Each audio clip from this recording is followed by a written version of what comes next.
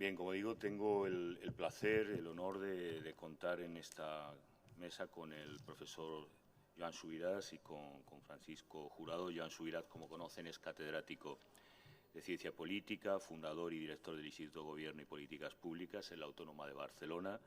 Tiene una larga trayectoria, es un autor y referencia inexcusable, también para el tema que nos ocupa de las tecnologías, el debate de gobierno abierto, de participación ciudadana. Tienen trabajos de referencia que pueden consultar justamente sobre la materia y ha tenido a bien poder participar con nosotros en una agenda, digamos, bastante apretada, como es el caso de Francisco, que yo no sabía, pensé en el miércoles que teníamos, pero efectivamente están con el debate presupuestario. Francisco Jurado, como sabéis, está más ligado a la trayectoria académica como doctor, jurista e investigador también del Instituto de Gobierno y Políticas Públicas de la Autónoma de Barcelona.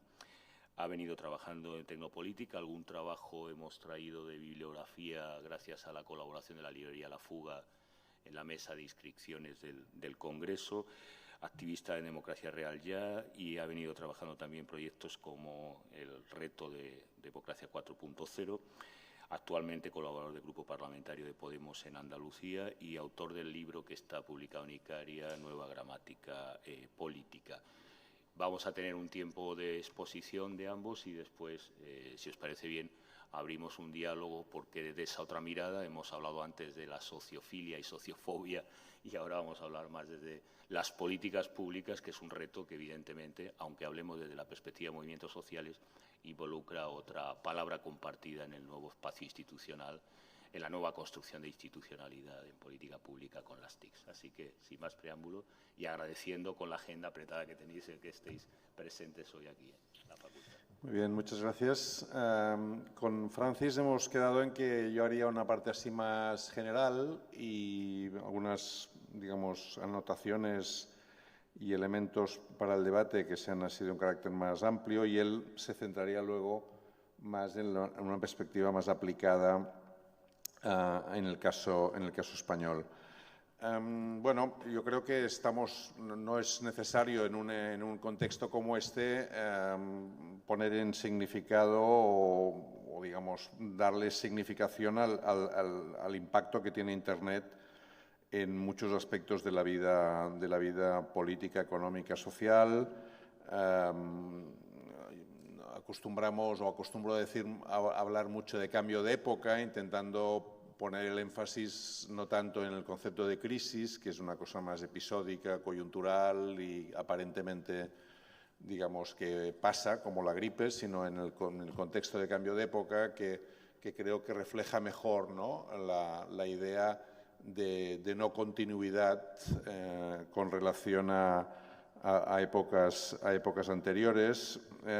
Y es evidente, no voy a insistir en esto, que cualquier momento de cambio epocal ha acostumbrado, si lo vemos históricamente también, desde el punto de vista pues, Estado absoluto, Estado liberal, democratización de los estados a principios del siglo XX, hay una cierta, digamos, sin ser, digamos, mecanicistas, hay una fuerte relación entre cambios productivos cambios productivos tecnológicos de fuerte significado con, al final, también cambios en el sistema político, normalmente con un cierto retraso, ¿no?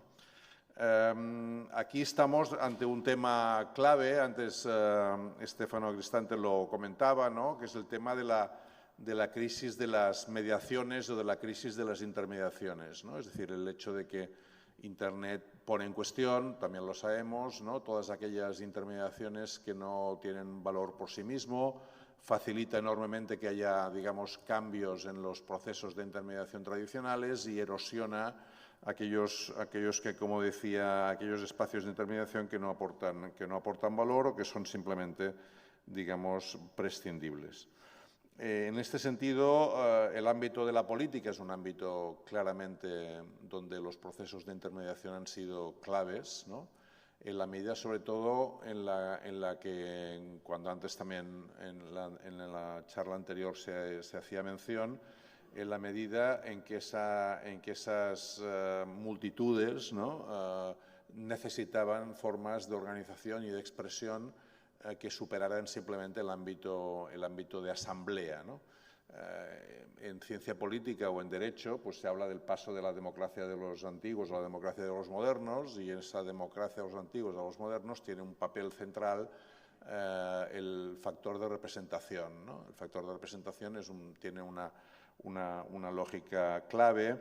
De hecho, tanto Francis como yo nos hemos leído a fondo Hannah Pitkin, que seguramente pues, es una autora de referencia cuando hablamos de representación, y allí pues, aparecen algunos de los elementos clave de esta idea de representación, que tiene tanto que ver con la representación, digamos, directa de los ciudadanos en las instituciones para reforzar los elementos de legitimidad, ¿no? La representación tiene que ver mucho con legitimidad, es decir, si Rousseau decía que la ley es la expresión de la voluntad general, pues los que hacen las leyes tienen que ser expresión de esa voluntad general, y cómo hacemos para que esos mecanismos de representación pues, se puedan articular. Y además luego pues, de esa lógica de ciudadanía muy de la Revolución Francesa, de que todos los ciudadanos eran los mismos y que no hacía falta espacios de intermediación, inmediatamente aparecen también los partidos como formas de articulación, ¿no? de esas distintas representación de valores e ideas que articulan, ¿no? También dinámicas de representación, de delegación entre los espacios institucionales representativos, ¿no? y la ciudadanía que legitima esos procesos. Por lo tanto, el concepto de representación tiene una constante presencia, ¿no? y por lo tanto representación e intermediación es obvio, ¿no? Parece bastante obvio que en momentos en que las cosas se pueden hacer más directamente y es más fácil, como se decía antes también, organizar, agrupar, buscar formas más directas de presencia en el espacio público y en el escenario público, el debate sobre representación, sobre legitimidad, sobre intermediación, sea una constante, ¿no? Sobre todo a partir de que, como decía Hirschman en un libro precioso, ¿no? Que no sé si conocéis, que se llama Exit, Voice and Loyalty, ¿no? Habla un poco de la importancia que tiene en la esfera pública al, en muchos casos, no poderte ir, ¿no? Que sería la lógica del mercado, que es irte, ¿no? Exit, ¿no? Cuando no te gusta determinado tema, pues te botas con los pies, ¿no? En el escenario institucional y público de la política, como es más difícil irte, la voice, ¿no? el hacerte oír, es un factor esencial al final para generar lealtad, ¿no?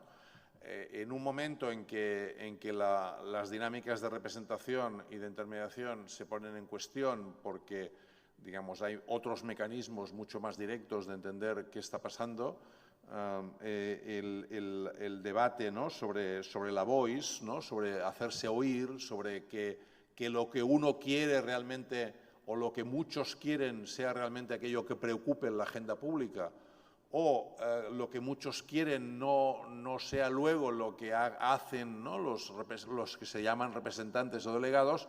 Todo eso es un factor de crisis, digamos, de las expectativas que la democracia genera, ¿no? De las promesas incumplidas de la democracia, ¿no? Por lo tanto, hay una democracia reducida a lo mínimo, que serían las reglas básicas del voto cada X tiempo, el principio de mayoría, el respeto a las minorías, pero hay otros valores democráticos, ¿no? Justicia, igualdad, el poder de decisión, que son constantemente incumplidos, ¿no? Esas promesas incumplidas. De hecho, el 15M, como bien sabemos, es una expresión muy clara de esto, ¿no? Es decir, el 15M, podríamos hablar de otros, digamos, ejemplos en todo el mundo, como bien sabéis, ¿no? Pero elementos del no nos representan, otra democracia es posible, es decir, democracia real ya, ¿no? La idea de la falta de legitimidad y de la falta de representación son constantes. Y yo diría que hay una doble crisis de representación que expresa bien el 15M, que es la representación, digamos, la frustración por una representación que no cumple aquello que promete, ¿no? y este sería un elemento central, ¿no?, que tiene que ver con la capacidad de hacer caso de lo que se necesita y con la capacidad de dar cuentas de lo que se ha hecho, ¿no? Por tanto, esa doble idea, ¿no?, de hacerse oír y al mismo tiempo de cumplir, ¿no?, esa delegación. Y otra crisis de representación también muy importante, que creo que también está presente en el 15M, que es no nos representan porque no sufren aquello que nosotros sufrimos, ¿no? O sea, que es la lejanía de la representación en relación a los problemas sociales más presentes, ¿no? Por tanto, la construcción de una cierta élite, ¿no?, que se separa del cuerpo que dice representar, ¿no? Yo creo que esos son elementos, ¿no?, que contrastan mucho, ¿no?, con las posibilidades, ¿no?, de acción directa o más directa, menos a través de canales de representación o de intermediación que estaban planteados en los mecanismos tradicionales democráticos, ¿no? Le oí una vez a Yochai Benkler, ¿no?, que como sabéis es un profesor de Harvard que ha hablado mucho sobre el tema de las redes, tiene un libro que se llama La riqueza de las redes, que creo que es referente en este tema. Decía él que hablando de este tema se acordaba siempre de la foto de Tiananmen, antes hablábamos de China, ¿no?, de la foto aquella clásica de Tiananmen del chico ante el tanque, ¿no? Y si os ponéis a buscar fotos de aquel momento, veréis que es muy difícil encontrar, digamos, formatos o ángulos distintos al que conocemos todos. Básicamente por una razón, que es que la información tenía un carácter unilateral. Todos los fotógrafos de las agencias de prensa estaban en el mismo hotel, el Hotel Beijing, en distintas ventanas. Y por lo tanto es muy difícil encontrar una imagen que no sea la misma. En algunas hay más tanques, en otras hay, digamos, el ángulo es un poco distinto, pero siempre es la misma imagen. Claro, uno se imagina ahora en una situación como aquella hoy, ¿no? Seguramente el chico estaría haciéndose un selfie delante del tanque, el de la tanqueta saldría para hacerle la foto al chico y tendríamos, digamos, 200.000 ángulos distintos, ¿no? Bueno, esto que puede parecer, digamos, alejado, ¿no?, de lo que estamos comentando, no lo es, como ya sabéis, porque nos indica que hay procesos mucho más intensos digamos, de producción y de consumo, de protagonismo, ¿no?, de construcción colectiva, ¿no?, de realidad, y por lo tanto, de alguna manera, esto nos lleva a esas ideas de la posibilidad de decisión mucho más directa de la ciudadanía en relación a los problemas que les atañen.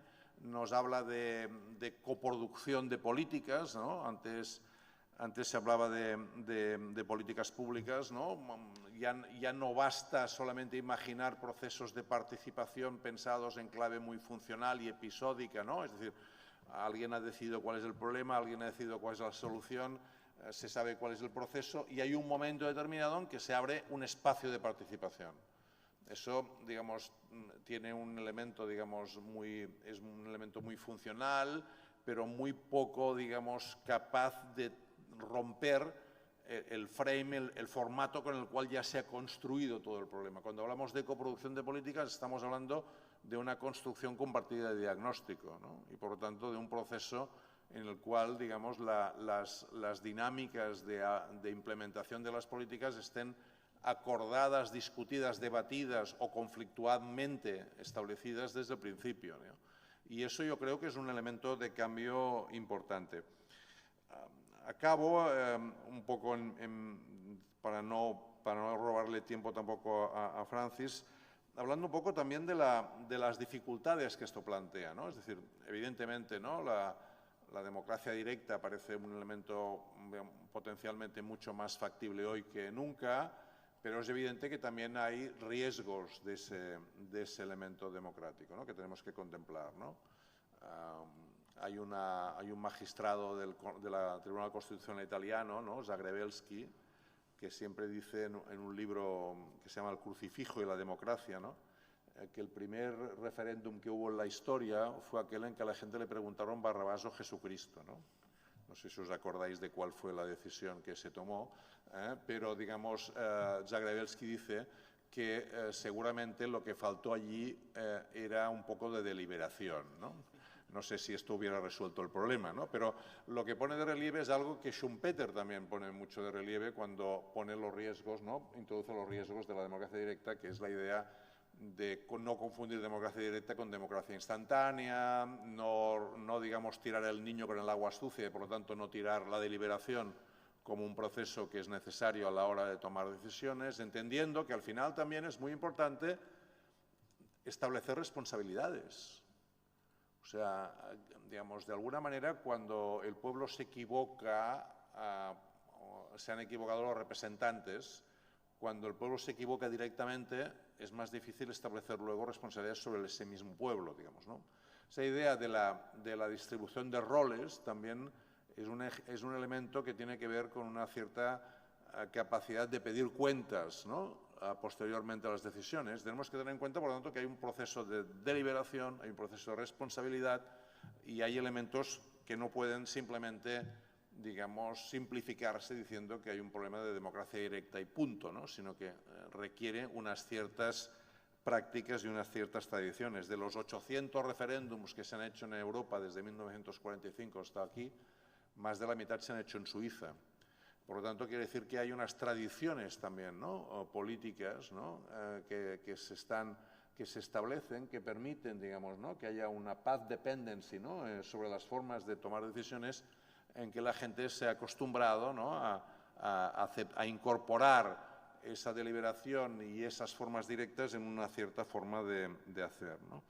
Bien, yo creo que esos son elementos a considerar, ¿no? en un debate que es básico, que es central y que seguramente tendríamos que incorporar más a fondo, porque realmente muchos de los problemas en los que estamos enfrentándonos es, antes se decía al final de la intervención, ¿no?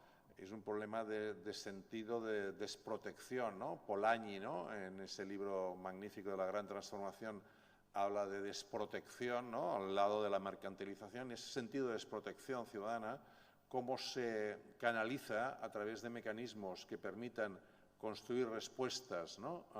Socialmente aceptables y que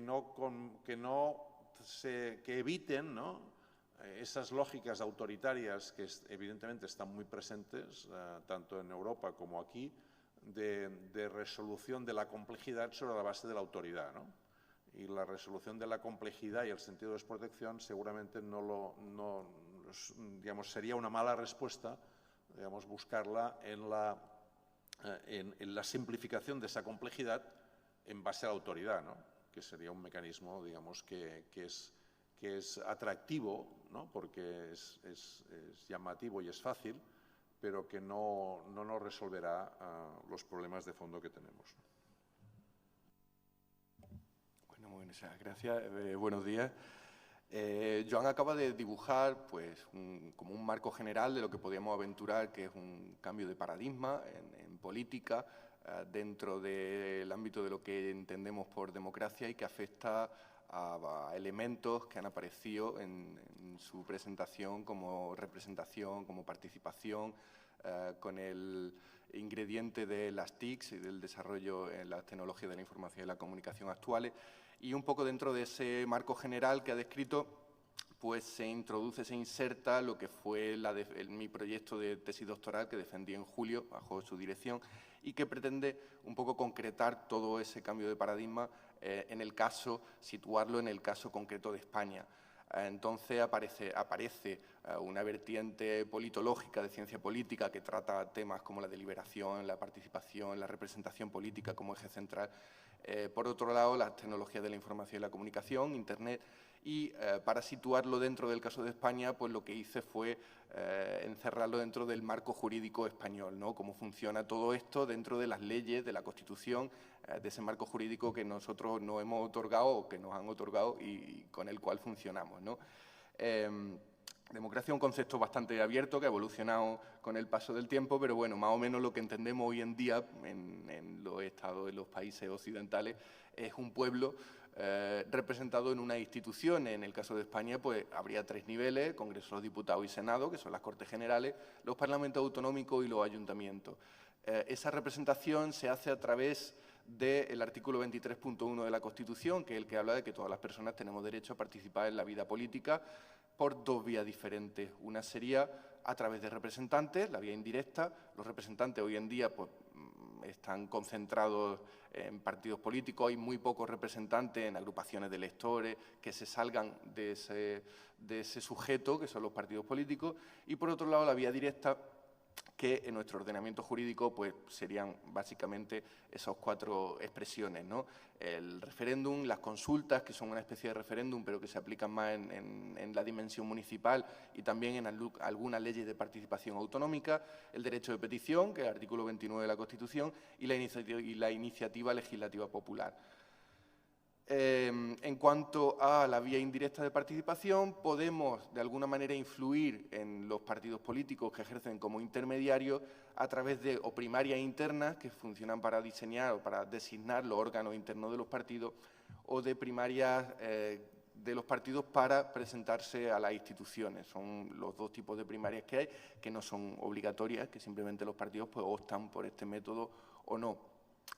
Esta participación, esta representación política no está muy regulada en el ordenamiento, o sea, no hay una regulación jurídica de cómo se tiene que desarrollar una representación política. Entonces nos tenemos que ir a valores o a dimensiones que se han elaborado desde los teóricos de la representación o de la politología para ver cuáles son las dimensiones o esos valores que deben guiar a lo que sería una representación política correcta o deseable. Joan ha mencionado a Pitkin. Pitkin hace un trabajo muy bueno en el 67 donde enumera 5 dimensiones de la representación política que debería contener y que luego otros autores pues, han abundado más en ella, desde Sartori en España autoras muy buenas como Berge Mestre o Elifante Vidal. Estas dimensiones serían la receptividad, que es la propiedad que tienen los representantes o las instituciones de detectar cuáles son los objetivos, los deseos de las personas a las que representan e incorporarlos dentro de las políticas públicas que al final salen adelante a través de las instituciones. La representatividad sería la cualidad por la cual una determinada composición social luego es trasladada a las instituciones para que haya cierta semejanza, un cierto reflejo entre el pueblo que se representa y los representantes que luego ostentan esa capacidad de representación en las instituciones. La legitimidad sería un punto más psicológico, ¿no? Como un sistema de afectos por el cual los representados creen o tienen fe en que ese sistema institucional y las normas que produce pues son fruto de una voluntad general que se ve materializada a través de un determinado proceso legislativo. Dentro de la legitimidad pues, funcionan elementos como la participación, por ejemplo, el sentirse identificados con los partidos, con los líderes políticos, el valor, la apreciación de la eficacia de las instituciones que nos representan. Bueno, pues digamos que es una cuestión más subjetiva, más de creer en ello. La rendición de cuentas, accountability, pues sería la posibilidad que tienen los representados de fiscalizar la acción de los representantes pues, una vez que ha terminado esta labor. Digo una vez que ha terminado esta labor porque en nuestro sistema solo se puede hacer a través de elecciones. O sea, si te gusta cómo lo han hecho, lo vuelves a votar y si no, pues no lo votas. Digamos que es una fiscalización ex post, cuando ya se ha acabado. Y por último, la autorización, que es un punto clave porque la mayoría, prácticamente todos los teóricos, coinciden desde Hobbes en que la autorización para los representantes viene dada cuando ejercimos el derecho de sufragio, cuando votamos. Sin embargo, si buceamos un poquito más en el tema, vemos que es falso, desde la premisa de que da igual que vote o no vote, siempre va a estar representado. O sea, partiendo de ahí, pues es una tontería pensar que el sufragio es una autorización para algo. Digamos que el sufragio sería la capacidad de elegir quién va a ser tu representante, pero no de elegir si quiere estar representado o no quiere estar representado. Esa es un poco la diferencia.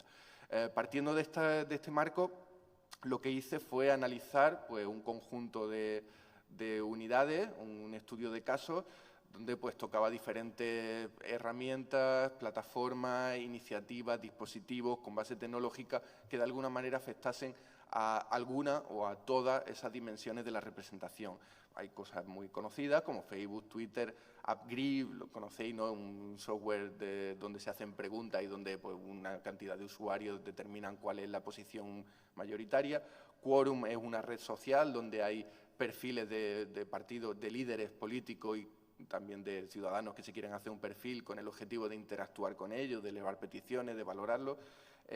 Quorum con Q, que el simbolito de abajo es este de aquí, es una aplicación que desarrolló un ingeniero de un pueblo de Granada, de Huétor, que era para elevar peticiones al ayuntamiento y para que el ayuntamiento pues, realizase consultas a la gente que pudiesen votar online y decir pues, si querían hacer una rotonda o si querían asfaltar una calle o en fin, temas de uso más municipal. Este simbolito de aquí, el de qué hacen los diputados, que fue un portal que se creó a raíz del 15M, donde había una serie de personas que voluntariamente se dedicaban a rastrear y a ver cuál era la labor de los diputados en el Congreso y luego tenían una página donde pues, ponían cuáles eran las iniciativas que habían presentado, cuál era el sistema, la orientación del voto, en fin, como una radiografía de la actividad parlamentaria desde fuera. El portal de participación de Madrid, Madrid Decide Madrid, el de Barcelona, Decide en Barcelona. Este de aquí, una iniciativa que sucedió creo que fue en 2012, que se llama Congreso Transparente, en la que el diputado por aquello entonces en el Congreso de Equo Compromís, que iban coaligados, Baldoví, se comprometió a fijar el sentido de su voto en la tramitación de la ley de transparencia en función de una votación abierta y de una deliberación más votación abierta que se hacía a través de una web. Democracia 4.0, que es la chapa que yo suelto siempre, porque la iniciativa que lanzamos Juan Moreno, Yahweh, yo y más gente dentro de Democracia Real Ya, y que consiste en que podamos votar directamente las leyes que se presentan en un Parlamento, en un Congreso de los Diputados o en un ayuntamiento, la variante demolocal, que sería la marca en el tema municipal. Y Agora Voting, bueno, digamos que es la empresa pues, que ha gestionado la mayoría de las votaciones que se han hecho online. Tiene un software bastante potente, un software libre bastante potente de votación y, por ejemplo, es la que ha utilizado Podemos y muchas de las confluencias, tanto para hacer consultas internas como para los procesos de primaria dentro del partido y luego para acceder a órganos de representación. Había más casos de estudio, pero bueno, he seleccionado estos como los principales. A la hora de mezclar, ¿no? De ver cómo influían estos casos de estudio dentro de las dimensiones y dentro también de las vías de participación que tenemos, que regula el ordenamiento jurídico, pues tenemos, por ejemplo, como Facebook, Twitter. Bueno, una precisión que quiero hacer antes y es que estas herramientas digitales o en general Internet, para mí es como un cuchillo. O sea, un cuchillo puede servir para cortar jamón y es una cosa maravillosa, o puede servir para cortarte las venas y es una cosa desastrosa. O sea, es una herramienta y como tal, en función del uso que se le dé, pues puede funcionar muy bien o puede funcionar muy mal, ¿no? O sea, no depende exclusivamente de la herramienta en sí, que puede tener muchas potencialidades, pero que si somos un desastre a la hora de utilizarla, pues da igual lo bonita que sea, que no va a servir para nada. Decíamos que herramientas de comunicación que permite la comunicación directa entre representantes y representados, como Facebook, Twitter o Quorum, pues pueden mejorar, por ejemplo, la cualidad, la propiedad receptiva, la receptividad de las instituciones o de los representantes a la hora de detectar cuáles son esas necesidades, deseos, objetivos de las personas a las que representan.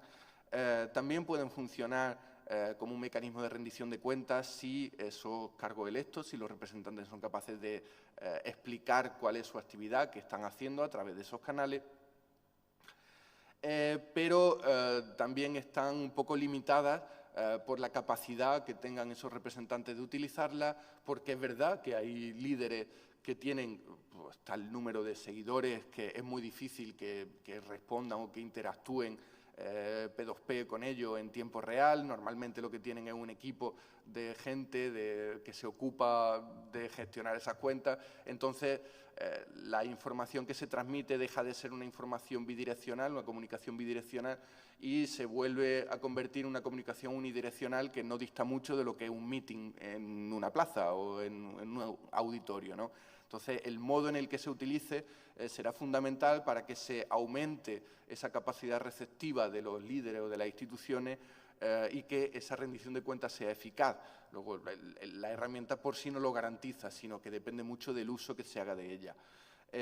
AppGri, pues, por ejemplo, puede ser una herramienta eficaz a la hora de fijar una posición dentro de un propio partido, de una organización, pero también dependerá si esa posición que se forma, si la participación ha sido muy grande, si es representativa, si las decisiones que se toman a través de este tipo de herramientas son vinculantes o no, porque al final la vinculación dentro de un proceso de participación es una de las causas de frustración en la participación, ¿no? Si la gente participa a menudo en una cosa pero ve que al final no se aplica o se aplica diferente, o se ve que lo que se ha aprobado no tiene un presupuesto detrás que lo respalde y al final no funciona para nada, pues la participación irá decreciendo poco a poco hasta que se convertirá en una cosa residual. Y entonces diremos, no, es que la participación no vale, es que la gente no participa. No, es que hay unas causas de frustración que hacen que paulatinamente esa participación decrezca. AppGri puede aportar legitimidad, puede hacer que las organizaciones, que la gente que participa en las organizaciones se sienta parte y desarrolle ese sentimiento de afecto que haga, pues, que crean en su funcionamiento.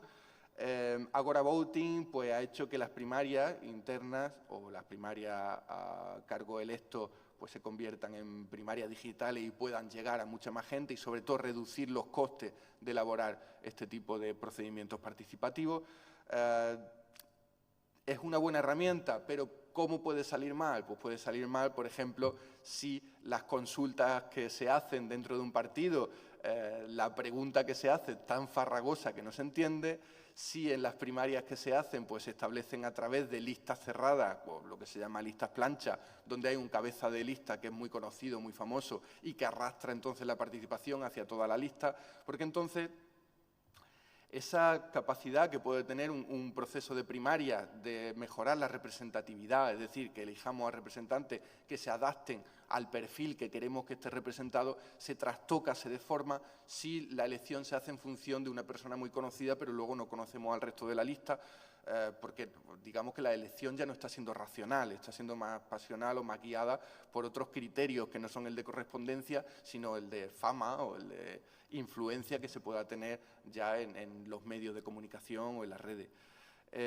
También puede aportar legitimidad, si el proceso hace que la gente se implique, que haya un alto número de participación, y también puede aportar autorización, no en el sentido de que nos pidan permiso para ser representados, sino que permita que elijamos quiénes son los que representan. O sea, sería una pseudoautorización, que es lo que nos transmite al final el derecho de sufragio.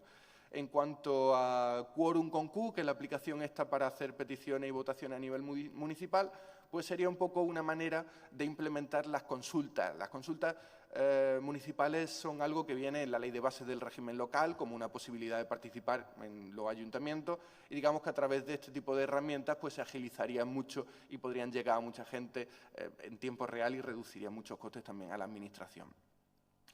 También podrían funcionar como derecho de petición y mejorarían la receptividad, la legitimidad, como hemos explicado. Dentro de las consultas, ya no solo a nivel extrainstitucional, que es la aplicación esta de Quorum, tendríamos a Decide Madrid o a Decidim Barcelona, con una pequeña diferencia entre ambas, y es que en Madrid han logrado, a través de un compromiso informal, que lo que salga votado en ese portal de participación va a ser vinculante, no es jurídicamente vinculante, es decir, en febrero se hizo la gran votación, donde se votó por el proyecto de la Plaza de España, muchísimas más cosas. Lo que salga de ahí no es que tenga que ser adoptado forzosamente por el equipo de gobierno, sino que hay un compromiso informal a raíz del delegado de participación, del concejal delegado de Pablo Soto, que él dijo que sacaba adelante este proyecto y que si el equipo de gobierno no aceptaba lo que se votaba allí, él dimitía. Y bueno, a través de ese compromiso informal, pues se van a poner en marcha las cosas, las votaciones que hayan salido adelante a través del portal de participación. En Barcelona todavía no hemos llegado a ese punto. Me consta que dentro del equipo de participación de Decidim es una batalla que esperan conseguir en algún momento, pero de momento no hemos llegado ahí. Funcionaría para el derecho de petición también, mejorar receptividad, legitimidad. Y en autorización, digamos que no sería una autorización a personas, sino una autorización a cosas. O sea, sería una transformación un poco del concepto de autorización que he explicado. No estamos autorizando a alguien para que actúe por nosotros, pero ese que tiene que actuar o esa que tiene que actuar por nosotros, la estamos autorizando a que haga determinada cosa, ¿no? Sería una autorización objetiva en vez de subjetiva.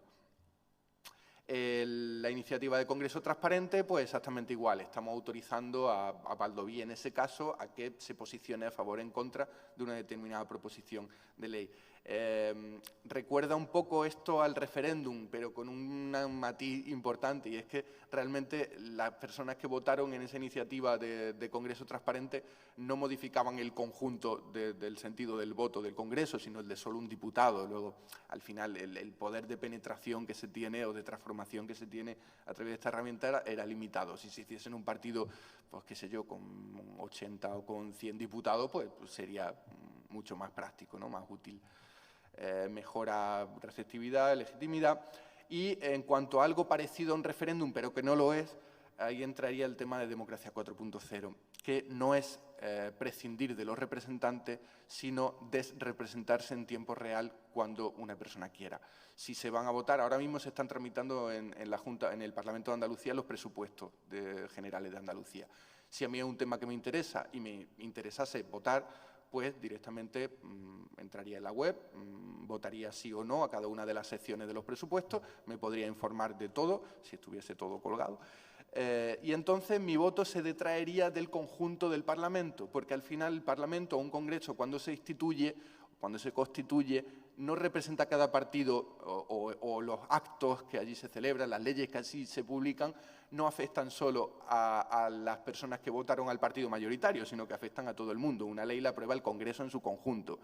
Si el Congreso en su conjunto son 350 diputados y el censo de votantes en España es aproximadamente 35 millones de personas, pues si yo voto directamente en el Congreso, detraería de los conjuntos de los 350 diputados uno partido por 35 millones, que sería como mi cuota de soberanía, la que está representada allí, pues cuando yo quiera hago uso de ella. Entonces pasaríamos de una representación forzosa a una representación voluntaria. No puedo estar todo el día participando en política, leyendo y votando, tengo a mis representantes, pero si sospecho que mis representantes van a hacer algo con lo que yo no estoy de acuerdo, pues simplemente lo detraigo, esa cuota de soberanía, y participo yo. Mejoraría la legitimidad, la representatividad, no de la composición parlamentaria, es decir, no sería el reflejo de una sociedad en el Parlamento, pero sí de los deseos de una sociedad en el Parlamento. En este caso sería una representatividad no subjetiva, sino objetiva, ¿no? Un poco como lo que he explicado antes de la autorización. La acción legislativa popular es algo que llevamos en el programa de Podemos Andalucía y es una enmienda que metimos en el anterior proyecto de ley de participación andaluza, no el que se va a aprobar ahora, sino el de la anterior legislatura, a través del Grupo Democracia Digital Andalucía. Éramos un conglomerado de activistas y asociaciones y tal. Y consistiría en la iniciativa legislativa popular, como la conocemos, pero que en el momento de llegar, después de obtener 500.000 firmas, llega al Congreso. En vez de que sea el Congreso el que la valide o el que la modifique o el que la transforme, habría un referéndum abierto para que el conjunto de la población se posicionase sobre esa iniciativa legislativa popular. Entonces ya sería una acción legislativa. O sea, no tendríamos solo la iniciativa, que luego sería validada o no por los representantes, sino que sería una acción legislativa en toda regla. El problema, bueno, ¿y qué hacen los diputados? Pues sería una aplicación de rendición de cuentas en tiempo real de la labor de los representantes. El problema que tenemos a la hora de implementar toda esta iniciativa, todas estas herramientas y que funcionen bien, es que tienen que hacerlo dentro de un marco jurídico, como he dicho, primero es laxo y segundo es restrictivo. Es laxo, por ejemplo, en el tema de los partidos políticos. La Ley Orgánica de Partidos pues, establece como criterio general que los partidos tienen que funcionar de una manera democrática, pero no concreta cómo es esa manera democrática. Luego hay un amplio espacio de interpretación para cada partido de ver qué es democrático y qué no es democrático, y además es algo que es difícilmente recurrible luego en cualquier tribunal. En cuanto al referéndum y las consultas, pues bueno, ya sabemos lo que está pasando con el tema de los referéndums, ¿no? El artículo 149.1.32 de la Constitución establece la competencia exclusiva al Gobierno para autorizar la celebración de referéndum. Las sentencias del Tribunal Constitucional son muy restrictivas a la hora de interpretar esta capacidad o esta iniciativa de convocar referéndum. La ley orgánica, pues simplemente un desarrollo de ese artículo. Y la ley de bases del régimen local en todo el tema relacionado con la participación y las consultas, pone un límite, o sea, pone varios límites. Uno es material, o sea, uno es de qué materias se pueden sacar a consulta, que son muy restrictivas, o sea, las importantes no se pueden sacar. Luego lo que dice es que la gente no participa, no, es que me estás preguntando cosas que no me interesan, es diferente.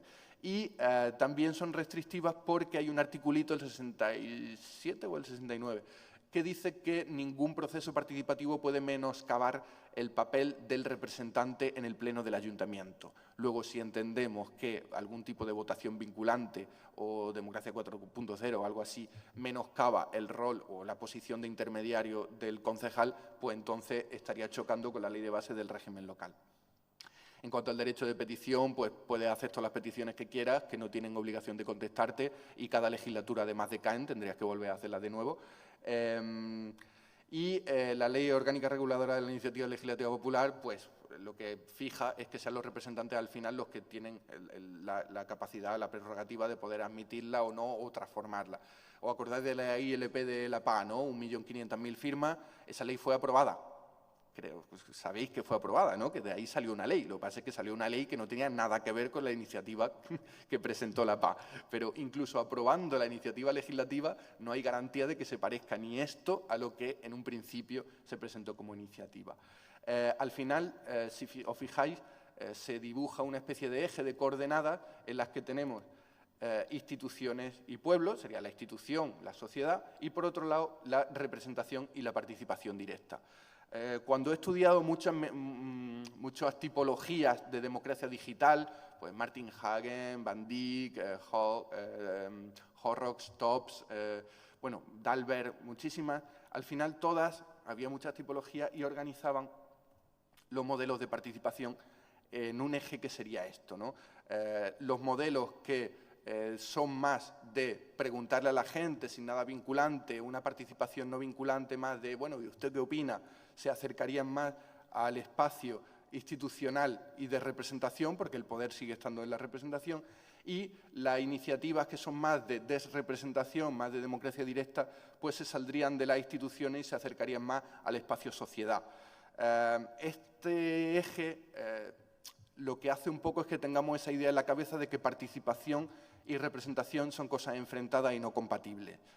Y por eso nos movemos siempre en esas dos coordenadas. Y cuando se habla de participación se la contrapone todo el rato a representación, y eso nos limita a la hora de imaginar formas híbridas de participación, porque al final, como he dicho, no es que podamos estar todo el día participando, y la representación hasta un cierto punto es necesaria. El problema de la representación es cuando se convierte en forzosa, cuando ese poder de intermediación no se distribuye y la participación no es vinculante, de manera que al final da igual si se participa más o menos, y todo eso está muy apoyado por el ordenamiento jurídico que tenemos, que, según las interpretaciones y la sentencia del Constitucional, pues reconoce que la vía de participación política, dentro del artículo 23.1 ese que he dicho, es eminentemente representativa, y que la vía directa de participación es residual, ¿no? Si cambiásemos, retocásemos un poco todas estas leyes, en vez de movernos en este eje transversal, lo que nos encontraríamos sería con un modelo de democracia digital para España que incorporaría esta y otras iniciativas, y estaríamos ya en algo muy raro, que sería un modelo institucional, pero con la participación bastante asentada. Muchas gracias.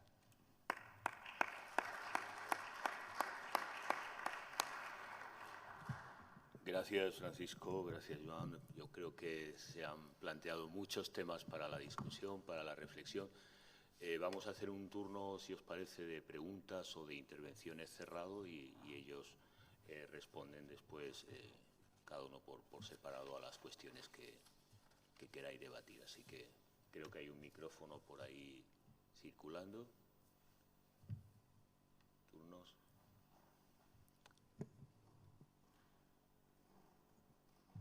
Por ahí Alejandro.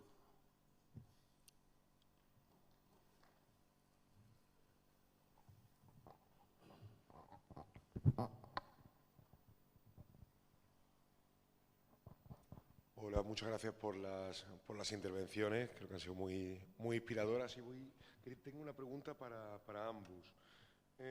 Por un lado, a Joan, ¿no? Cuando hablaba de la voz, yo me planteaba que, bueno, como un poco como señala Nick Couldry, ¿no? Una cosa es tener voz y tener incluso amplificadores de voz con los medios, como nos decía antes Estéfano, y otra cosa es ser escuchados. Entonces, creo que con esta polifonía de voces que tenemos un poco en el panorama político, en el cual se imponen unas especialmente sobre otras, quién escucha, cómo escuchamos y si podrías elaborar un poquito en esta idea. Y en segundo lugar, para Francisco, decía, bueno, una cuestión son estas máquinas, estas herramientas y los usos programados que tienen estas herramientas, y otra cosa son las apropiaciones ciudadanas o incluso políticas que se hacen de estas herramientas, ¿no? Estaba pensando un poco en Agora Voting, en el mecanismo de decisión de Podemos, y cómo en ocasiones se han lanzado preguntas de doble cuerpo, sesgadas, difíciles de digerir por parte de la ciudadanía. ¿Qué opinas al respecto y cómo podríamos remediar este problema? Más intervenciones. Recuerdo que es cerrado para que podamos limitarnos un poco al tiempo del programa. Rafael. Muchas gracias. Como siempre, Francis, súper didáctico, claro, magnífico la intervención. Yo simplemente, en primer lugar, plantear como una cuestión vinculado con una de las ideas que él ha desarrollado, que es la cuestión de utilización de la iniciativa legislativa popular y luego, pues, bueno, referido sobre todo a la cuestión de la plataforma de afectados por la hipoteca, que yo creo que es una de las cosas más sangrantes que nos ha pasado, porque además existe un gran consenso social en torno a eso.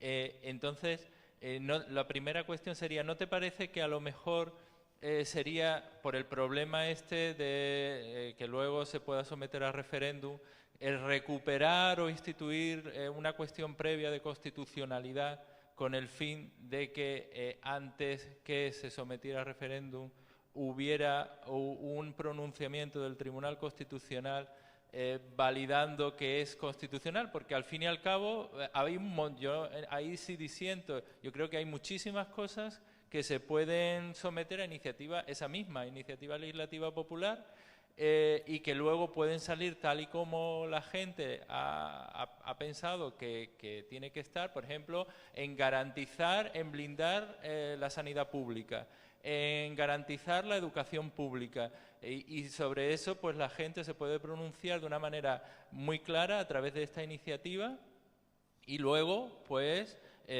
quizás plantear un referéndum o no, o reformar la ley en el sentido de que se tenga que aceptar con unas pocas enmiendas, pero bueno, que no afecten al núcleo duro, que sea aceptada por el Congreso de los Diputados. O sea, que eso también se podría reformar y eso sería la manera de evitar cualquier tipo de inconveniente.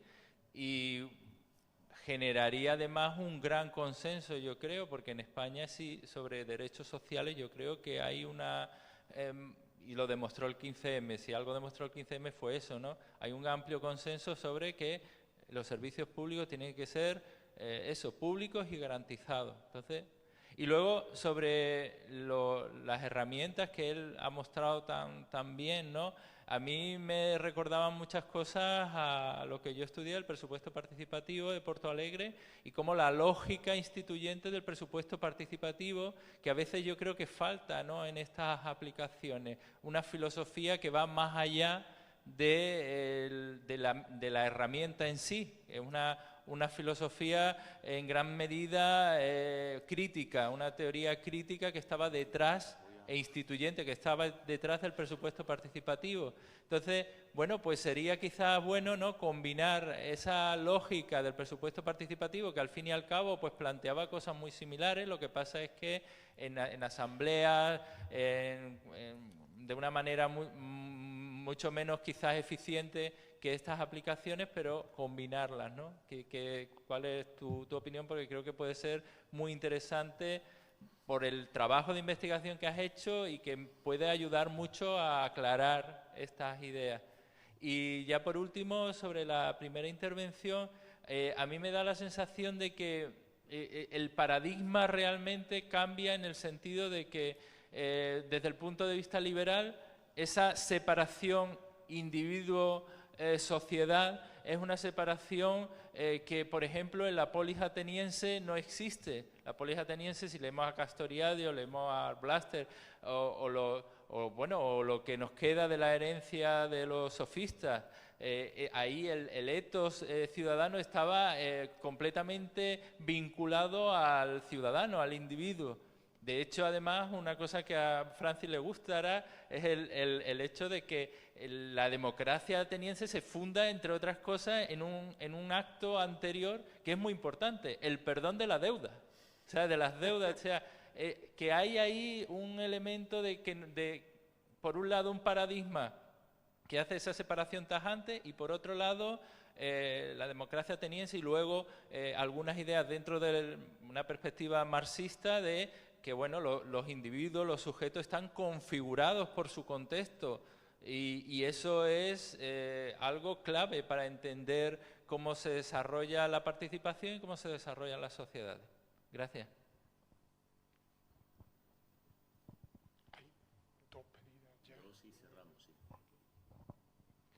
Bueno, gracias. A lo mejor la pregunta es un poco teórica, pero en términos de comunicación digital, digamos, todos celebran una especie de orgía de la participación, ¿no? Es decir, la cultura de la participación, el transmedia y todas las consecuencias, digamos, que tiene. Y por otro lado, digamos, cuando alguien milita, ve el desierto real, ¿no? De Matrix, digamos, del desierto de lo real, de que son las mismas personas de siempre, hay siempre los mismos problemas, etcétera, ¿no? Entonces esta oposición entre la cultura y la participación de lo digital, por un lado como festival, el desierto de lo real, digamos, de la participación cuando hay que poner el cuerpo, ¿no? Cuando hay que ir a la plaza, cuando hay que reunirse, cuando... bien, me interesa justamente por esta oposición, digamos, una opción así tan concreta, pero yo creo que también está haciendo falta, a lo mejor en la línea de lo que decía recién la persona que preguntaba antes, una reflexión sobre una teoría crítica, digamos, de qué mediación está cumpliendo ahí la tecnología, ¿no? Porque no es un cuchillo, es un cambio de paradigma, ¿no? Es decir, el cuchillo, digamos, es de la era de hierro, ahí tuvo el cambio de paradigma, ¿no? A lo mejor, pero aquí estamos en un cambio de paradigma. Si es cierto, que estoy de acuerdo con que hay cambio de paradigma, entonces es un sistema, ¿no? Es decir, digamos, hay algo que está cambiando y creo que lo que estás presentando es muy interesante porque estamos todavía en una fase inicial de esto. Es decir, esto lo veremos dentro de 20 años y dirán, ¡buah! Mirá las pavadas que decían, ¿no? Pero claro, para nosotros es muy importante poder clasificar y poder ver, digamos, este cruce, pero por eso mismo es mucho más, ¿no? Me parece a mí que un cuchillo, ¿no? Es decir, y creo que en ese sentido le hace falta una teoría crítica, digamos, del rol mediador de la tecnología ahí, ¿no? Es decir, ¿qué factor está cumpliendo, ¿no? Porque es cierto, es decir, el sistema tecnológico tiene unas orientaciones, la apropiación puede cambiar esas orientaciones, pero ese es el juego, ¿no?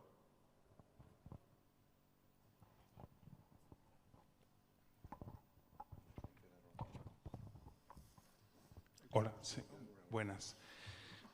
Yo, un poco pesado, vuelvo a traer algo que intentaba aportar ayer y además es una discusión que ya hay con Francis así de hace tiempo, aunque sea también virtual, pero que es de nuevo la cuestión del cuerpo y del territorio. O sea que para mí, digamos que si pensamos Internet sin relación con el cuerpo y con el territorio hoy, digamos, eso está ya del lado completamente del mercado y del lado completamente de esa dominación que no queremos, ¿no? Entonces, me pregunto un poco si la democracia directa digital no tiene los mismos problemas que tenía la democracia ateniense, es decir, dejar los cuerpos fuera, sobre todo los cuerpos que trabajan, los de los esclavos, los cuerpos que reproducen la vida, los cuerpos de las mujeres. Es decir, ser el espacio del logos, el espacio de la discusión racional, pero hemos dejado los cuerpos fuera. Hemos dejado los cuerpos que trabajan fuera, hemos dejado los cuerpos que reproducen la vida fuera. Que, por ejemplo, para Hannah Arendt es digamos, el paradigma de la libertad, estar libre de la necesidad que se expresa a través del cuerpo. Me parece que esto es terrible, pensar así es terrible, y me parece que las plazas del 15M es exactamente lo contrario. Lo que hicimos en las plazas no es solamente hacer asambleas, hicimos también campamentos donde se autoorganizaba la vida material, la alimentación, las infraestructuras, el cuidado de los niños, etcétera. Es decir, hicimos todo lo contrario de lo que aconsejaban a Arendt. Volvimos a politizar lo corporal, la reproducción, lo físico, la vida en sus aspectos más materiales, hasta de qué pasa con los cuartos de baño, ¿no? Entonces, cuando yo he tenido la experiencia de participar en un espacio físico, digamos, en un centro social, por ejemplo, me parece que la participación ahí tiene muchos pluses, que la participación cuando se pone el cuerpo tiene muchos pluses. El primero es que poner el cuerpo te cambia, haces experiencia de donde estás participando. Haces una experiencia que te va a cambiar, que te la vas a llevar contigo a otros espacios, que te va a transformar, que te va a afectar, que va a transformar tu manera de relacionarte con los espacios, de relacionarte con los demás, etcétera, ¿no? No sé si eso pasa con la democracia digital. En el segundo caso, la cuestión del tiempo.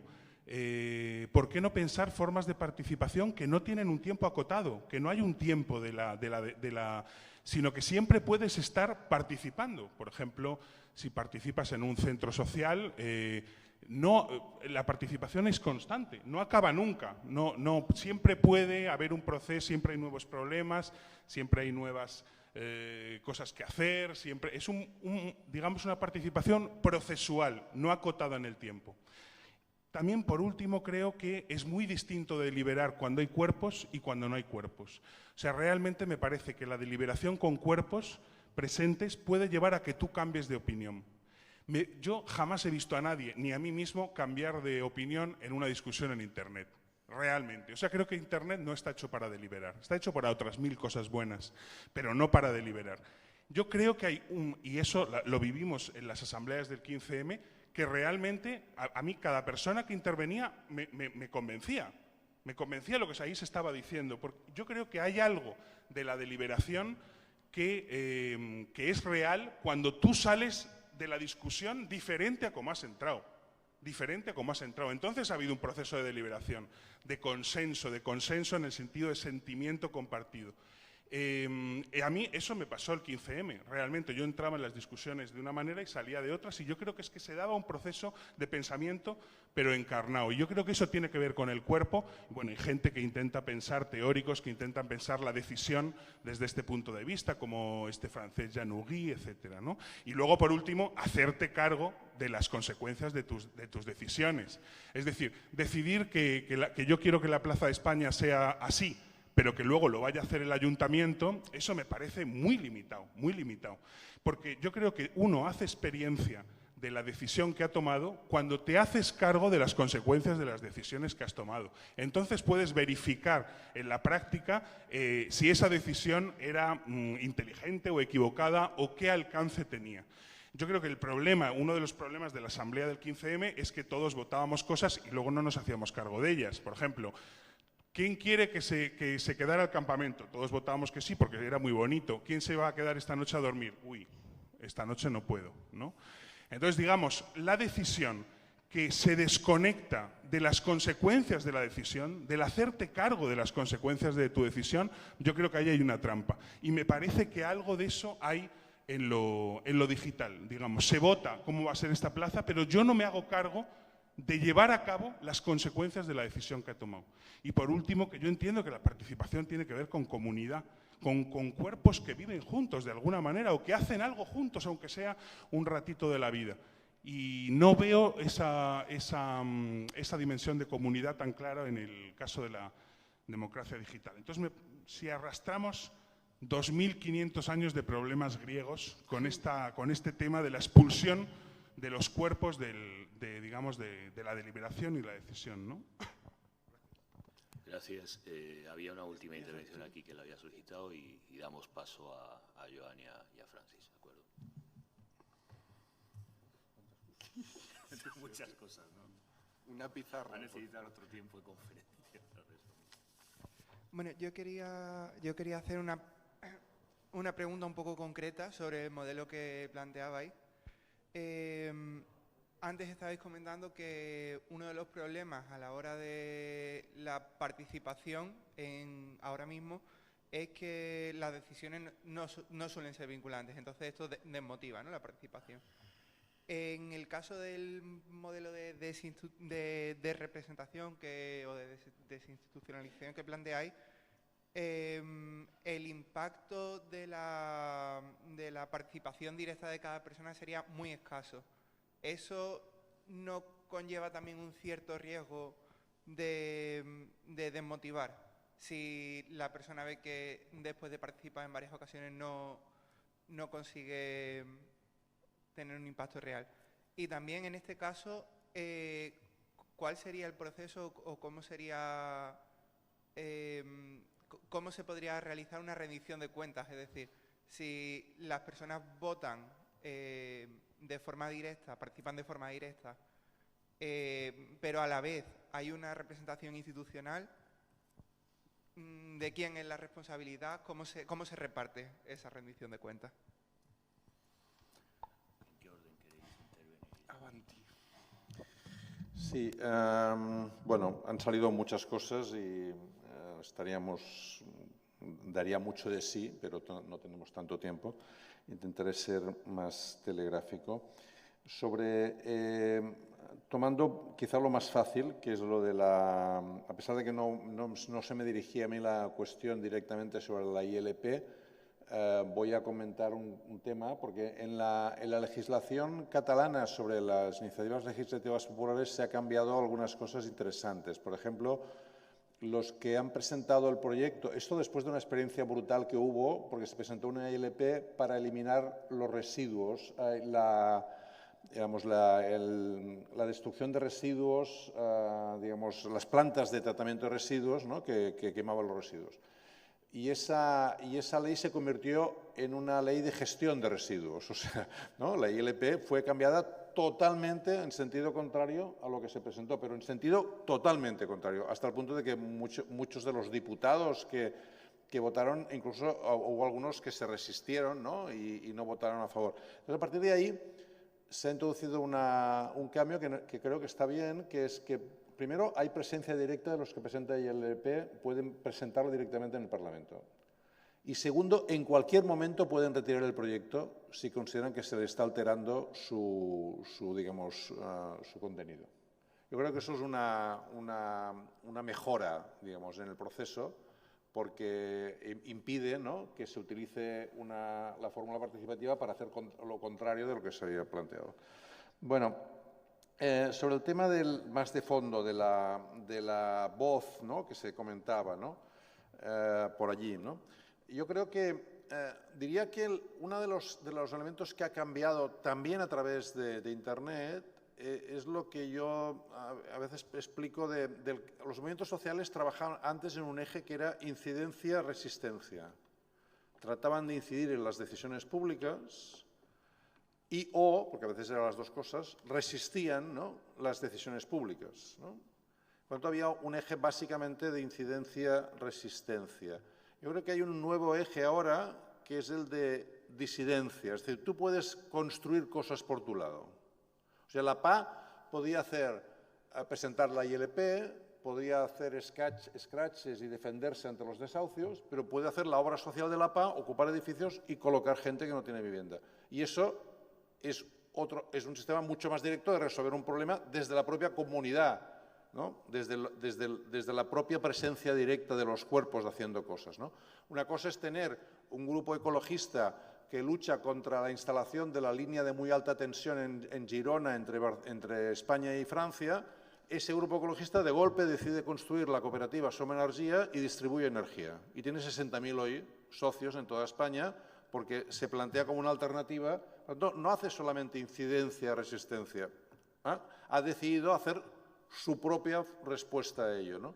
Yo creo que esto es más fácil hacerlo hoy en el espacio digital que lo que era anteriormente, y porque permite una respuesta autónoma, digamos, ¿no?, directa, sin renunciar a la incidencia y a la resistencia, ¿no? Es decir, yo creo que en ese sentido hay un cierto cambio que se nota en muchas cosas.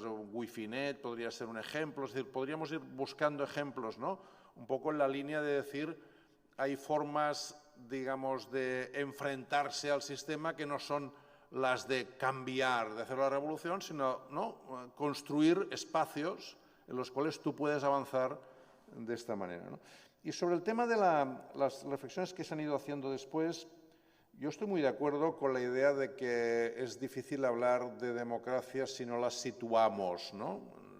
La lógica de la idea de la democracia situada, de los factores de comunidad, los elementos, digamos, de entender, ¿no? Que no es cierto que no es solamente un instrumento, ¿no? Que es un nuevo espacio de relaciones, ¿no? Y en ese nuevo espacio de relaciones, ¿cómo combinamos, ¿no?, lo que nos ofrece el sistema digital con lo que seguimos necesitando a la hora de construir procesos que duren en el tiempo, que no sean simplemente instantáneos, ¿no?, y que asuman responsabilidades, que cambien posiciones, ¿no? Para mí es útil los Telegram, ¿no?, por ejemplo, ¿no? Yo formo parte de un Telegram con una cierta vinculación política y es útil, digamos, porque permite ver posiciones en el conjunto de esa comunidad, ¿no?, que son 60 personas que están, digamos, discutiendo sobre lo que está aconteciendo, por ejemplo, en Cataluña, que es algo pues bastante difícil de seguir, ¿no? Bueno, pues en el momento en que decidimos reunirnos físicamente, algo que cambió radicalmente fue que el primer punto del orden del día era cómo nos sentimos. Y ese cómo nos sentimos sí que es muy difícil de plantear en el Telegram, ¿no? El cómo nos sentimos tiene que ver cómo nos cuidamos, cómo nos relacionamos, cómo vivimos esos momentos, y lo que salimos de allí es con una mucha mayor comprensión de algo que en Telegram eran simplemente posiciones extremas y con cabreos, ¿no?, que se reflejaban en salidas de tono, ¿no? Y allí pues aquello se convirtió en lágrimas, por ejemplo, en muchos casos, en abrazarse o en tocarse, ¿no? Y eso sí que es bastante complicado de establecer. Otra reflexión. ¿Cuál fue cuando votó la gente digitalmente en el Decidim Barcelona sobre el plan de actuación municipal, la propuesta que salió más votada, ¿no?, fue la de cubrir toda la Ronda de Dalt? Sabéis que en Barcelona hay la Ronda de Dalt, que junta con el cinturón litoral rodea toda la ciudad. Cubrir la Ronda de Dalt son 400 millones de euros que imposibilita que el ayuntamiento haga cualquier otra cosa en la ciudad durante 4 años.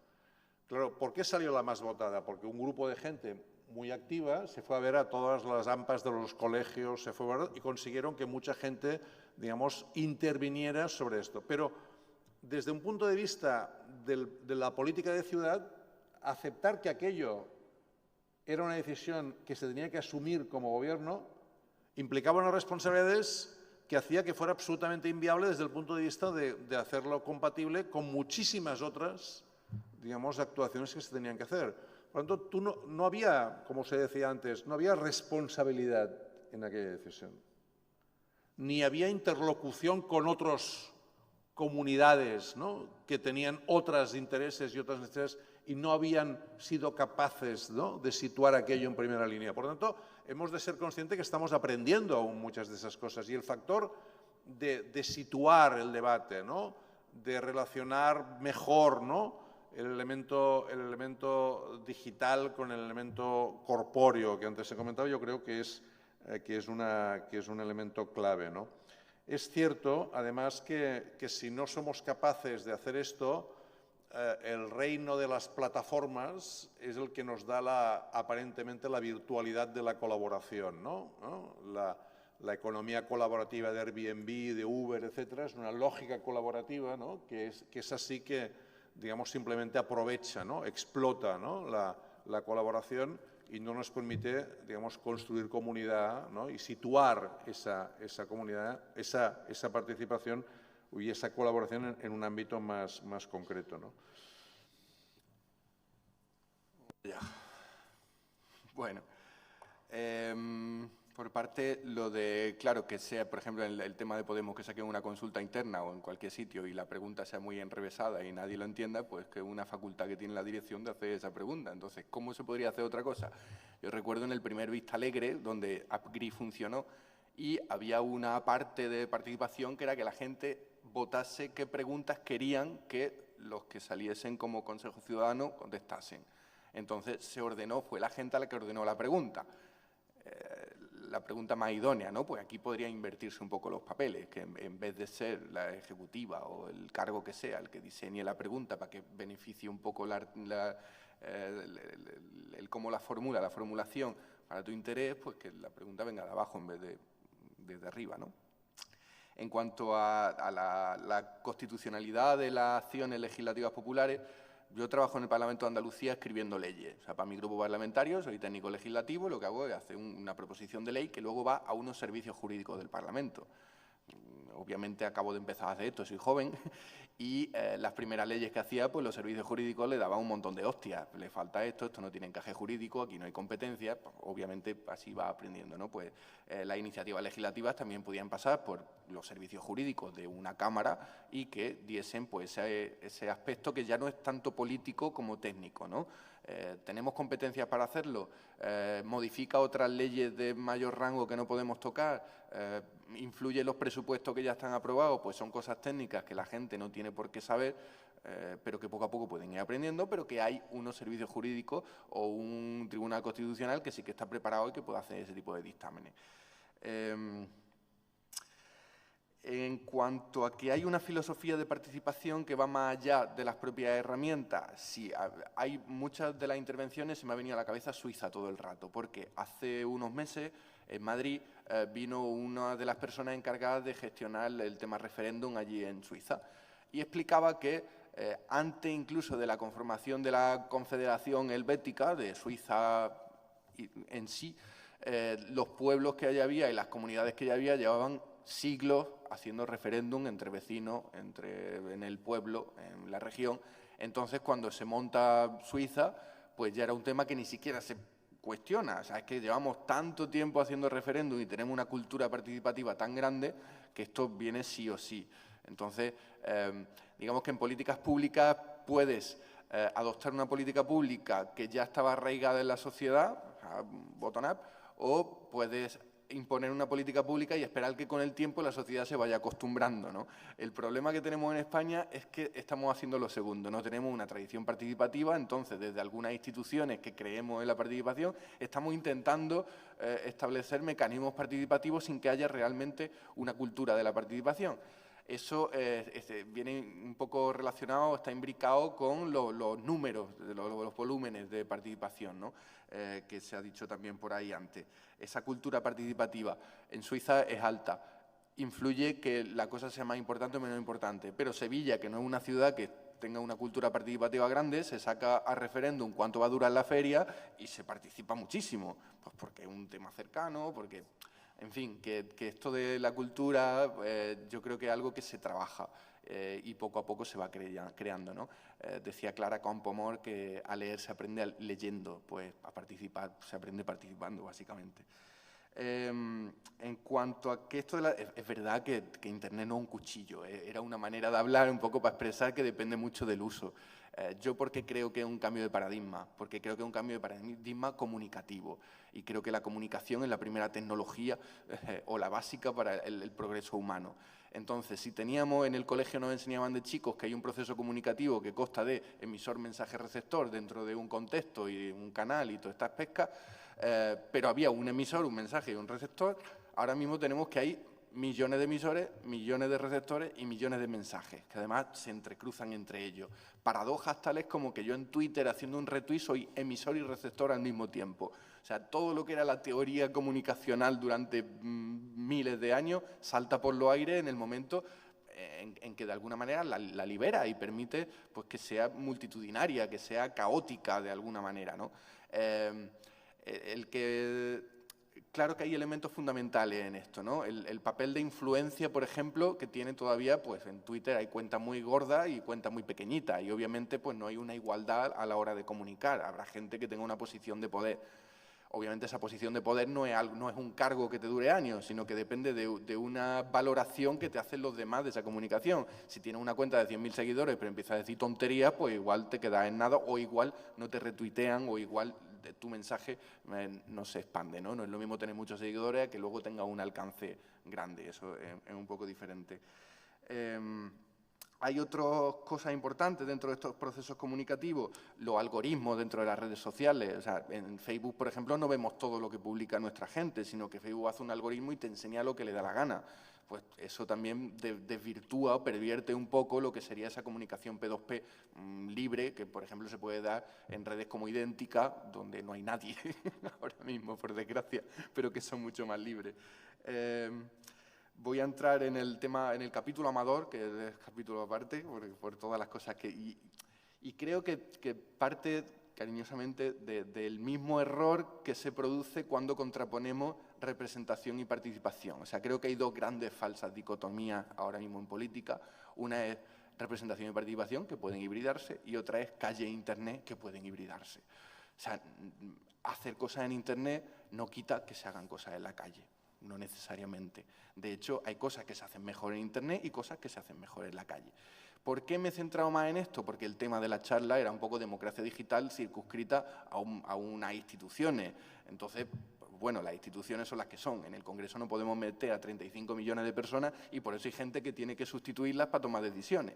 Si pudiéramos meterlas, pues entonces podríamos tener otra cosa, que es precisamente lo que permite Internet. Metes 35 millones de personas no corpóreas, pero sí en cuanto a voluntad o en cuanto a discusión, si hay los suficientes servidores, ¿no?, para contenerla. Lo que quería explicar es que democracia digital, tal y como la he formulado aquí, no es tecnopolítica. Cuando recuerdo el Rodea al Congreso, que después del Rodea al Congreso nos fuimos al Patio Maravilla y allí había un montaje de la hostia con un montón de pantallas, con Fanetín haciendo streaming, con su lucha haciendo streaming por otro lado, con un montón de ordenadores donde estábamos, diciéndole a la gente dónde estaba la policía repartiendo hostias y para dónde no tenían que ir, a través de los streaming y de la gente en Twitter con un hashtag moviéndose, haciendo notas de prensa para los medios exteriores, traduciendo al árabe, al alemán y al no sé qué. O sea, había como una imbricación de lo que era la máquina o Internet y los cuerpos, por otro lado, pero unidos y mezclándose y sirviendo la tecnología a que los cuerpos supiesen moverse mejor y de una manera más inteligente, que es un ejemplo clarísimo de cómo no hay que enfrentar tecnología y lo otro. Estamos hablando de que es cierto que a mí me gusta más pues, tomar decisiones o deliberar en presencia, pero cuando estábamos montando Democracia Real Ya, pues yo podía juntarme con la gente de Sevilla, pero de la gente de Asturias, pues obviamente no podía verla. Sin embargo, a través de grupos de Facebook donde montamos en 3 meses una manifestación que fue pues un exitazo, si no hubiésemos tenido Internet hubiese sido imposible. Cuando luego hemos hecho asambleas estatales y he visto a la gente de Asturias, pues le he dado un abrazo y me lo he comido a beso, porque ese trabajo que hicimos durante meses en Internet luego requería de esa muestra de afecto corpórea, ¿no? Pero digamos que Internet suple una deficiencia física de la materia que podemos aprovechar estas vías telemáticas. Creo que además es un poco tramposo hablar de que Internet excluye, ¿no? Hace poco hicimos una especie de gira con Juan Moreno Yagüe por algunos círculos, algunas asambleas de barrio, y las mujeres principalmente te pedían que instalase un mecanismo de votación para poder intervenir en la asamblea de los círculos, porque no se podían quedar a la asamblea de los círculos, tenían que irse a su casa. Y es muy machista, o sea, que lo digan las mujeres no es que yo crea que las mujeres tienen que irse a su casa a hacer la comida y a cuidar a los niños, sino que por desgracia son las mujeres las que tienen que irse a su casa porque no tienen un reparto de tareas igualitario, ¿no? Pero llamaba la atención que fuesen mujeres mayores las que no podían asistir a los círculos y nos estaban pidiendo que desarrollásemos ese mecanismo de votación. En una asamblea se pueden tomar bien decisiones si se tiene una buena metodología y lo mismo pasa en Internet.